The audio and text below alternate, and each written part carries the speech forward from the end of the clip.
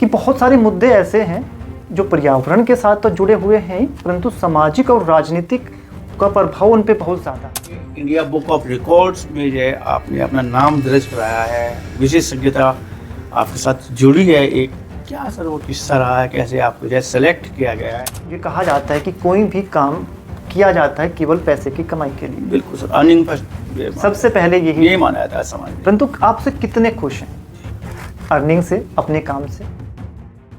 यह सही है कि सहारनपुर में प्रतिभाओं की कमी नहीं है।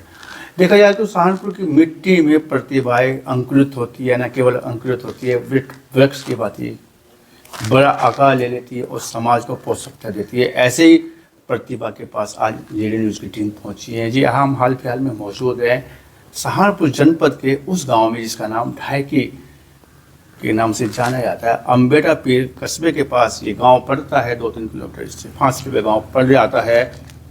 हाल फिलहाल में हमारे साथ में मौजूद हैं सतेंद्र जी, पर्यावरण विशेषज्ञ हैं, न केवल पर्यावरण विशेषज्ञ है, महारत रखते हैं, इंडिया बुक ऑफ रिकॉर्ड्स में अपना नाम दर्ज करा चुके हैं। मेडिटेशन या यूँ कहा जाए मस्तिष्क की उपयोगिता कैसे आंकी जा सकती है, कैसे मस्तिष्क से जो हम उपयोगी बना सकते हैं, किसका लाभ ले सकते हैं मस्तिष्क के रूप में।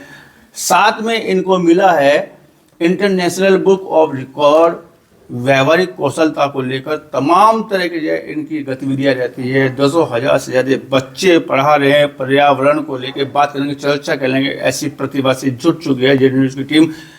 सतेंद्र चौधरी जी, आपके जेडी न्यूज़ में बहुत बहुत स्वागत है। आपका भी बहुत बहुत धन्यवाद। पृष्ठभूमि आपकी सामान्य है और परिवार की बात देखी जाए तो आपके पिताजी टीचर रहे हैं पास के इंटर कॉलेज अम्बेटा में, और चाचा जी आपके एचआर इंटर कॉलेज में जो है पीटीआई की जो बहुत अच्छे सज्जन व्यक्ति हैं। 2 चाचा जी आपके वो भी जो है गवर्नमेंट जॉब में है। पारिवारिक पृष्ठभूमि आपकी जो है सहकार सरकार से जुड़ी हुई है। परिवार का हर व्यक्ति, पापा चाचा सब लोग जो है सरकारी विभाग में जॉब करते हैं। पृष्ठभूमि आपकी कोई शानी नहीं है, गरीबों की पृष्ठभूमि है, लेकिन आप पर्यावरण विशेषज्ञ हो गए हैं। फख्र की बात है, इंडिया बुक में आपने नाम दर्ज करा लिया है, इंटरनेशनल बुक ऑफ रिकॉर्ड में आपने नाम दर्ज करा लिया। इसके लिए आपको पहले तो सर्वप्रथम आपको बहुत बहुत बधाई, बहुत बहुत मंगल। हमने सफ़र की शुरुआत कैसे की, शुरुआत यहीं से करते हैं। सर, मेरा जो मुख्य सब्जेक्ट रहा है अभी तक वो इन्वायरमेंट रहा है, इन्वायरमेंटल साइंस, इन्वायरमेंटल इंजीनियरिंग। तो मैंने देखा कि इन्वायरमेंट जो है ये एक ऐसा विषय है जो ना केवल हमारे लिए, हर प्राणी के लिए उपयोगी है, परंतु ये बहुत बड़ा राजनीतिक मुद्दा भी है और बहुत बड़ा ये सामाजिक मुद्दा भी है। और जब मैं as a environmental research scientist काम कर रहा था तो वहाँ से मैंने ये देखा कि आपको ना केवल पर्यावरण के सुधार के लिए काम करना है, बल्कि आपको इंसान के मस्तिष्क को सुधारने के लिए भी काम करना है। मस्तिष्क सुधरेगा तो इन्वायरमेंट खुद ब खुद हो जाएगा, ये है कहना चाह रहे हैं। बिल्कुल, बेस हमारा मस्तिष्क है इस जी, बिल्कुल आपने बिल्कुल सही समझा कि सबसे पहले हमें अपने मस्तिष्क को सुधारना होगा, तभी जो है हम चीज़ें सुधार सकते हैं।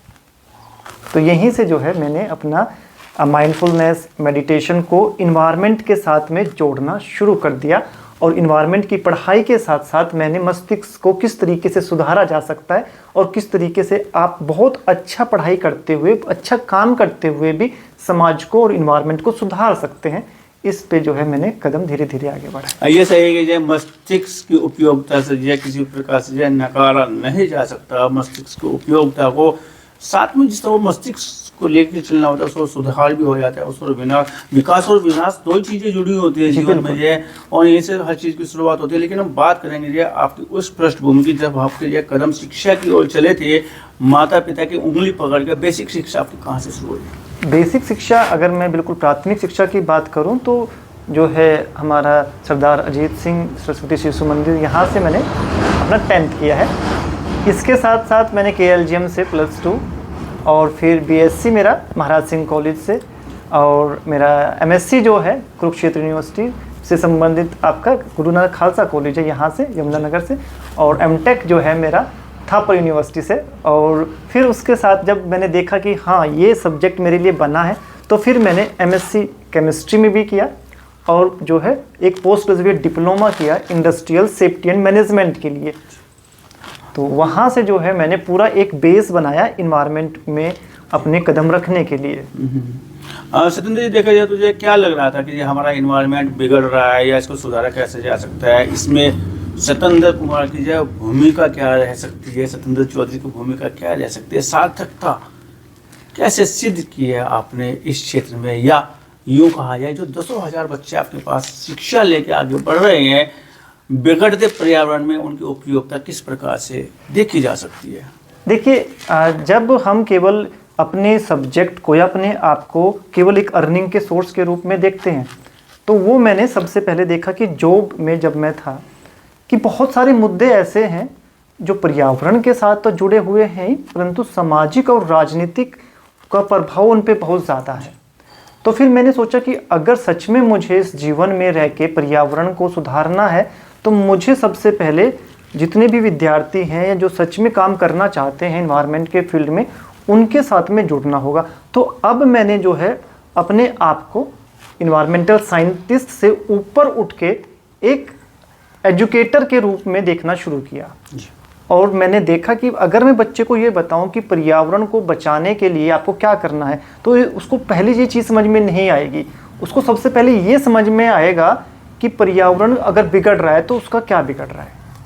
तो जब कोई भी मेरा बच्चा जो है जो यूजीसी नेट के लिए या साइंटिस्ट बी की प्रिपरेशन के लिए मेरे पास में आता है, तो सबसे पहले मैं उसको यही बताता हूँ कि आपको ये समझना होगा कि पर्यावरण बिगड़ रहा है तो आपके फैमिली में लोगों की हेल्थ बिगड़ रही है, आपके रिश्तेदारों की हेल्थ बिगड़ रही है, और ये सीक्वेंस है।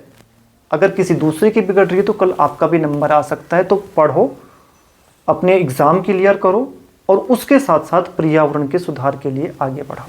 आप 50 साल पहले पर्यावरण की बात करें, 100 साल पहले वाले पर्यावरण की बात करें और वर्तमान पर्यावरण की बात करें, आज के परिवेश की बात करें, क्योंकि आप विशेषज्ञ हैं पर्यावरण की बात, इसकी भी आपके साथ में जोड़ी जाएगी।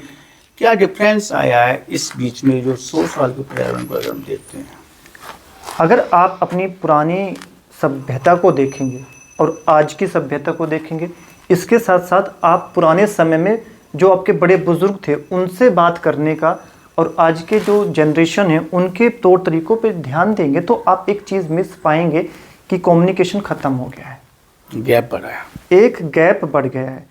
पहले ये कहा जाता था कि शाम को पत्ते नहीं तोड़ने हैं, आजकल ये गायब हो गया है। ये कहा जाता था कि कोई भी पशु हो उसको पैर नहीं लगाना है, आजकल ये गायब हो गया है।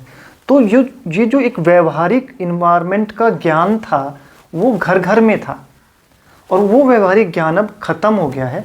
अब केवल जो है किताबें हैं, आप डिग्री ले सकते हैं, आप इन्वायरमेंटल इंजीनियरिंग कर सकते हैं, आप इन्वायरमेंटल साइंस से जो है अपना एमएससी कर सकते हैं, एमए कर सकते हैं, अच्छी जॉब ले सकते हैं, परंतु जो व्यवहारिक ज्ञान था वो आपने ख़त्म कर दिया है। साइंटिस्ट थे हमारे वो लोग जो पढ़े लिखे नहीं होते थे, हाँ, और आज पढ़े लिख कर भी जो है वो विशेषज्ञ नहीं बन पा रहे हैं। तो विशेषज्ञ होने के लिए सबसे पहली बात जो है, जो मेरे गुरुजी ने भी मुझे एक बार कही थी, वो ये है कि आप जो कर रहे हो वो अपने लिए कर रहे हो, परंतु आपके कर्मों से, आपके काम से समाज में कितनी सुधारता है, तभी आप विशेषज्ञ हैं।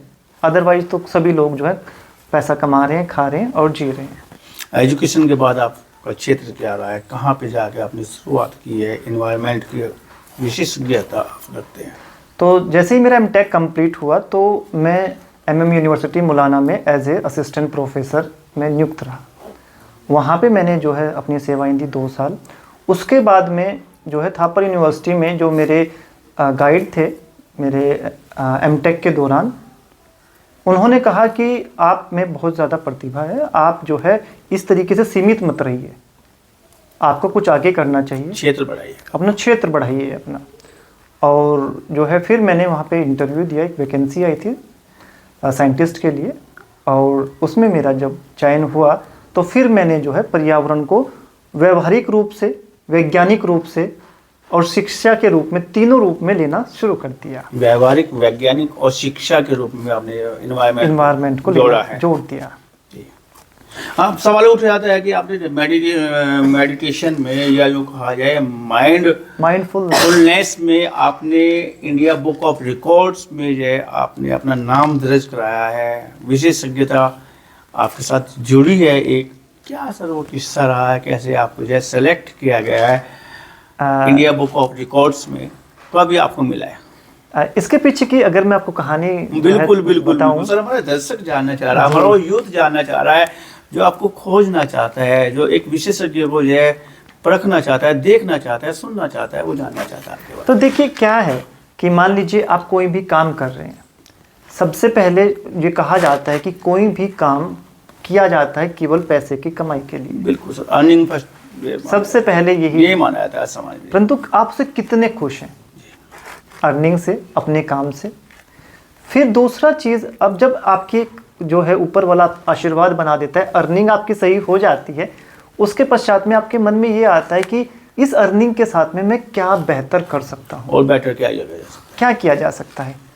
तो जब मैंने देखा कि यस मेरे बच्चे जो हैं बहुत अच्छा कर रहे हैं, मेरे स्टूडेंट जो हैं बहुत अच्छे तरीके से अपना एग्ज़ाम क्लियर करते हैं, बहुत सारे बच्चे साइंटिस्ट हैं, बहुत सारे बच्चे असिस्टेंट प्रोफेसर हैं, नेट जेआरएफ तो बहुत बच्चे निकाल लेते हैं, परंतु वो किस तरीके से अपना मानसिक एक ऐसा विकास कर सकें कि वो समाज के काम आए। तो स्वामी विवेकानंद जी ने ये कहा था कि अगर आपको अपने आप को सुधारना है तो आपको मेडिटेशन करना पड़ेगा। मेडिटेशन करोगे तो आप में सुधार होगा। किसी भी मूर्ख को भी मेडिटेशन कराओगे तो वो विद्वान हो जाएगा। आध्यात्मिक मेडिटेशन की बात कर रहे हैं आप? नहीं, देखिए मेडिटेशन इज एवरीथिंग। मैं जो है उसी मुद्दे पे जाऊंगा। मैं स्पिरिचुअल नहीं जा रहा हूँ, बाबा वाले नहीं बाबा वाली बात पे नहीं जा रहा हूँ मैं। मेडिटेशन को ठीक है, उन्होंने कहा कि एक मूर्ख आदमी अगर मेडिटेशन करेगा तो वो ज्ञानी हो सकता है, परंतु मूर्ख को मेडिटेशन कराना बहुत मुश्किल है। वो करेगा ही नहीं, जो मूर्ख है वो आपकी बात मानेगा ही नहीं। तो यहाँ पे बाबाओं वाली बात जो आपने अभी बताई ये नहीं है। Meditation, everything is meditation. हम सांस लेते हैं, अगर आपके इस सांस लेने की प्रक्रिया पे नियंत्रण है, दैट इज द मेडिटेशन। सांस पे नियंत्रण ही मेडिटेशन है, ध्यान है।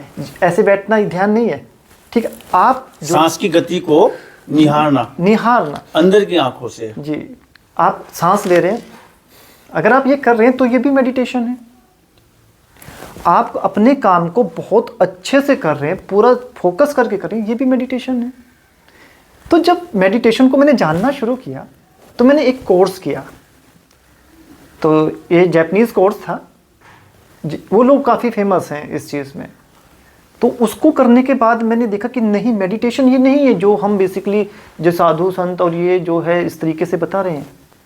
मेडिटेशन का मतलब ये है कि आप अपने कार्य को, अपने मस्तिष्क को किस तरीके से ऐसे जगह पे लेके जाते हैं कि आप जो भी कर रहे हैं उसमें आपको आनंद आ रहा है। आनंद के साथ करने वाले किसी कार्य को जिसमें आनंद आ जाए वो मेडिटेशन है। मस्तिष्क उसमें झूम जाए, लग जाए, वो मेडिटेशन है। जिसको हम बोलते हैं मन से। एक गांव में कहावत होती है, मन बजे तो बाजा बजे। मन के साथ करना। तो पर्यावरण मेरा जो है, मैं इसमें काफ़ी काम करता हूँ। अब जब मैंने बताया कि पत्ती नहीं तोड़नी चाहिए, तो कोई जो है बोले पत्ती तोड़ने से क्या होता है, ठीक है। परंतु जब आपको एक आत्मज्ञान हो गया, आपके मस्तिष्क को एक ज्ञान हो गया कि आप भी में भी जीवन है, उस पत्ती में भी जीवन है, तो रात को क्यों तंग करना है उसको। That is the meditation. आपके दिल से, है ना, आपका मन ही ना करे वो चीज़ करने का, गलत काम करने का आपका मन ही ना करे। कुछ भी चीज़ जो है, सामाजिक मुद्दे की बात कर लीजिए आप, या प्रदूषण की बात कर लीजिए, आपको लगे कि अगर ये पानी में मैं ये गंदा पानी जोड़ रहा हूँ, इससे समाज को नुकसान है, अगर आपको समझ में आ जाती है, वो आत्मज्ञान आ जाती है, दैट इज़ द माइंडफुलनेस। हर एक चीज़ को आप इस तरीके से जोड़ लेते हैं, जब आपको आत्मज्ञान होगा तो आपको चीज़ों का व्यवहारिक ज्ञान होना स्टार्ट हो जाएगा।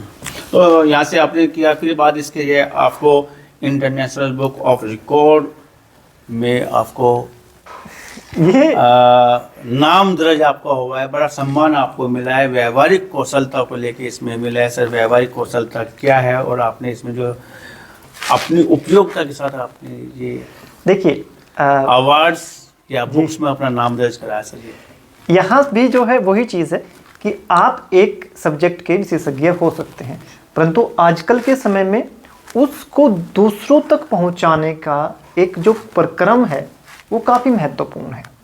मैं जो है जैसे ऑनलाइन एजुकेशन देता हूँ। अब ऑनलाइन एजुकेशन देने के लिए मुझे कुछ चीज़ों का पता होना चाहिए, जैसे कि कंप्यूटर कैसे काम करता है। ठीक है। अब एक बच्चा है जिसको हिंदी नहीं आती, अब उसके साथ में मुझे ऐसी क्लास में बात करनी है जिसमें बाकी सभी बच्चे हिंदी में ही सुनना पसंद कर रहे हैं, वो भी समझ ले और उनको भी डिस्टर्बेंस ना हो। उसको भी डिस्टर्बेंस ना हो। तो उसके लिए आपको एक व्यवहारिक ज्ञान की ज़रूरत है। आप इस तरीके से अपनी बात रखेंगे कि आपका जो विद्यार्थी है जिसको हिंदी नहीं आ रही है उसको आप कन्वे कर रहे हो और बाकी लोग उससे दुखी नहीं है, उससे डिस्टर्ब नहीं है कि यार सर तो इंग्लिश में शुरू हो गए। तो एक कॉम्युनिकेटिव बनी रहे, एक कॉमन चीज सामने आए, ऐसा लेके अब ऐसे शब्दों का चयन करो कि उनको भी समझ में आए, उसको भी आए, और उस तरीके से बताओ। तो इसके लिए आपको छोटे सॉफ्ट स्किल, व्यवहारिक कुशलता के लिए जो है सीखना पड़ेगा। अगर आपको अच्छा अध्यापक, अच्छा एडुकेटर बनना है तो आपको सीखना पड़ेगा अपनी बात को रखने के लिए। तो इसमें आपने दक्षता हासिल की है और नाम दर्ज कराया आपने इंटरनेशनल बुक ऑफ रिकॉर्ड्स में। 800 से अधिक आपने कोर्स किए हैं सर जी। बड़ी बात है सर, ये सब कैसे किया? देखिए 800 कोर्स जो है लगभग, इसमें मेरे कुछ कोर्सेज जो मेरे मेन कोर्सेज हैं इन्वायरमेंटल इंजीनियरिंग और इन्वायरमेंटल साइंसेज से हैं।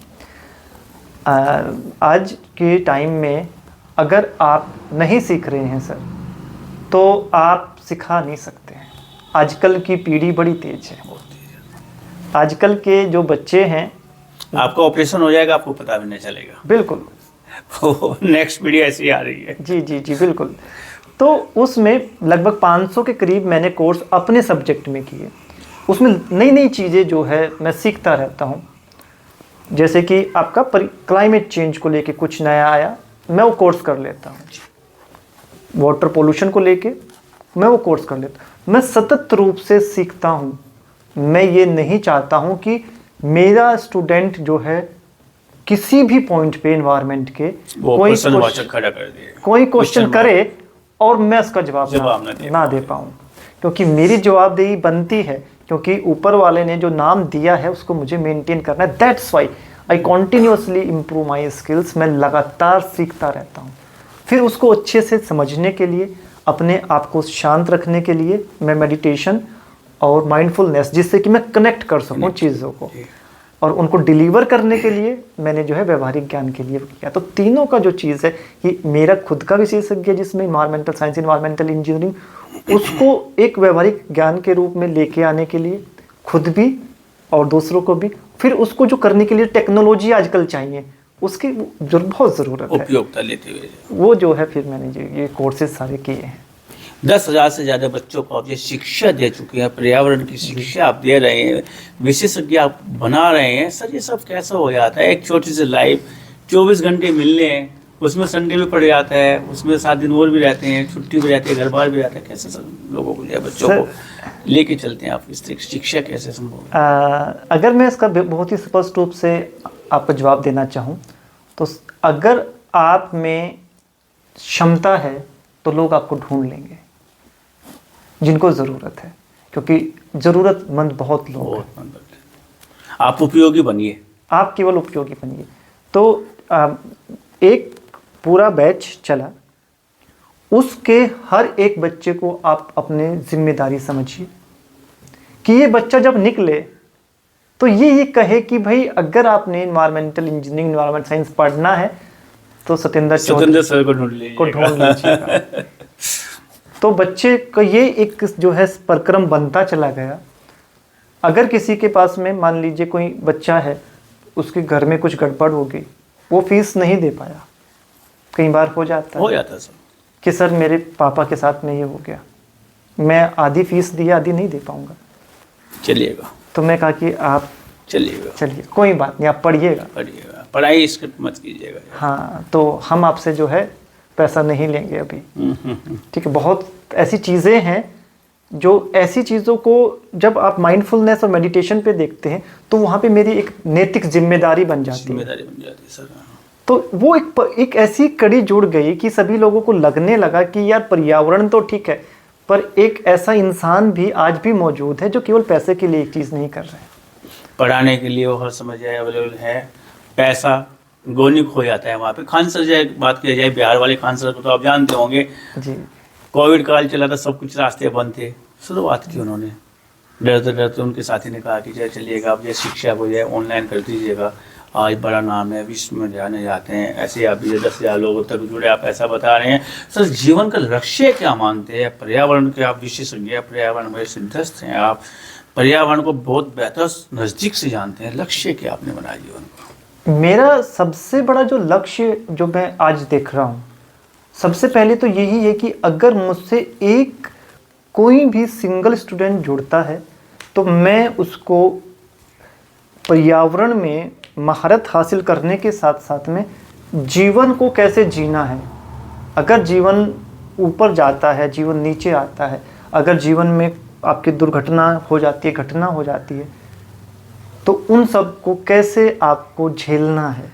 बहुत सारे स्टूडेंट ऐसे हैं जो पर्यावरण के लिए नहीं आते मेरे पास में, उनके जानने वाले केवल मेडिटेशन और माइंडफुलनेस के लिए आते हैं, क्योंकि जैसे आपने बताया कि बहुत सारे कोर्सेज मैंने इसमें किए, बहुत ही बारीकी से मैंने मेडिटेशन और माइंडफुलनेस को सीखा है। तो डिप्रेशन में बहुत सारे लोग हैं, बहुत सारे ऐसे लोग हैं जिनके हेल्थ इश्यूज़ की वजह से, फैमिली इश्यूज़ की वजह से वो कुछ नहीं कर पा रहे, तो उनको मैं कुछ समय निकाल के बात करता हूँ और मेरी कोशिश ये है कि वो लोग अपने जीवन में जो है, और ऊपर वाले के उससे बहुत अच्छा रिस्पॉन्स रहता है। अगर मैं किसी से एक बार बात करूँ, कुछ कहने को कहूँ कि आप ऐसा कीजिए, आपको अच्छा लगेगा, तो वो मतलब कुल मिला के कि अपने कौशलता से आप डिप्रेशन से, तनाव से बाहर लाने का प्रयास करते हैं और लोग बाग निकल जाते हैं, फैमिलियाँ बच जाती है, ऐसा आप बता रहे हैं। लेकिन सर देखा जाए तो जो है आज 8 अरब के आसपास जो विश्व की जनसंख्या मानी जाती है, मानवीय जनसंख्या मानी जाती है।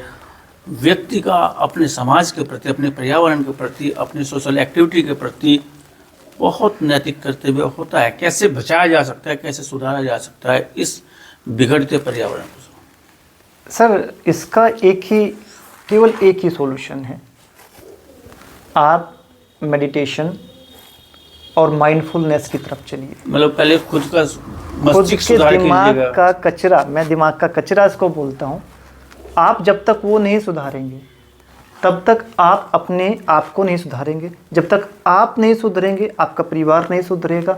जब तक परिवार नहीं सुधरेगा तब तक समाज नहीं सुधरेगा। सर पहले होता था कि जो पहले लोग उठते थे, झाड़ू से बुहारते थे अपने गेट तक, आसपास तक, सर वो रहता था कि हमारा कचरा दूर होएगा जी। अब लोग वो सब चीज़ छूट गई है।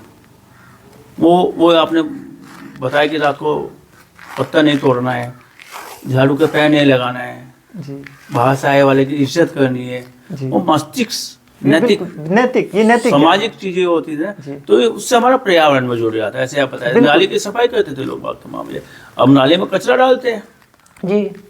तो ये प्लास्टिक इस्तेमाल में लेंगे, फेंक देंगे नाली में। अब वो ये दिमाग की सोच पे डिपेंड करता है। वो कचरा जो आप बता रहे हैं वो कचरा मस्तिष्क में है नहीं है, मतलब नाली में है नहीं है, मस्तिष्क में भरा पड़ा है जी। बिल्कुल। तो खुद को सुधार करना होगा। हाँ, अपनी एक आपको सोच में सबसे पहले सुधार करना होगा। और ये कहाँ से चलेगा? ये आपकी आती जाती सांस, आते जाते विचारों से चलेगा। उसको गहनता से देखना होगा। उसको गहनता से देखना होगा। मतलब जब जो बच्चा मुझसे साइंटिस्ट बी की तैयारी के लिए या नेट जीआरएफ की तैयारी के लिए आता है, उसका उद्देश्य होता है कि मुझे पैसा मिले। सिंपल सी चीज़ है और मैं इसका पूरा सम्मान करता हूँ। अर्थ प्रधानता की ओर दौड़ रहे हैं। ठीक है सर, यहाँ पे थोड़ा सा आपको सुधारूंगा। वो उनका विचार सबसे पहले यही है, क्योंकि उनको पहली प्राथमिकता यही है। हमारे समाज में यही बताया जा रहा है कि भैया पैसा कमाना है, परंतु जब वो मेरे पास में आता है तो मैं उसको वो सारी चीज़ें जिसका उसका मोटिव था वो पूरा है, उस पर पहले ध्यान रखता हूँ। उसके बाद में मैं माइंडफुलनेस और मेडिटेशन की तरफ बच्चे को लेके जाता हूँ कि बेटा ये चीज़ करोगे तो आप जो है अच्छे होगे, वो धीरे धीरे उसके व्यवहार में आ जाता है। और फिर वो जब एक अच्छा PhD कर रहा होता है तो वो इन्वायरमेंट का भी ध्यान रखता है, अपना भी ध्यान रखता है और अपने परिवार का भी ध्यान रखता है, क्योंकि वो मेरे कोर्स में मैं जोड़ के रखता हूँ सारी चीज़ें। तो हमारे साथ में पर्यावरण विशेषज्ञ सत्येंद्र चौधरी जी, और बहुत गहनता से पर्यावरण का नज़दीक या आप जुड़ी हुई विशेषज्ञता आप रखते हैं, लेकिन कहना है कि कचरा पर्यावरण तब सुधारा जा सकता है जब मस्तिष्क से कचरा निकाल दिया जाए और ध्यान के माध्यम से, मेडिटेशन के माध्यम से हम खुद को सुधारें, पर्यावरण भी सुधरेगा, समाज भी सुधरेगा। बात करने के लिए, चर्चा करने के लिए आपका बहुत बहुत धन्यवाद। बहुत शुक्रिया।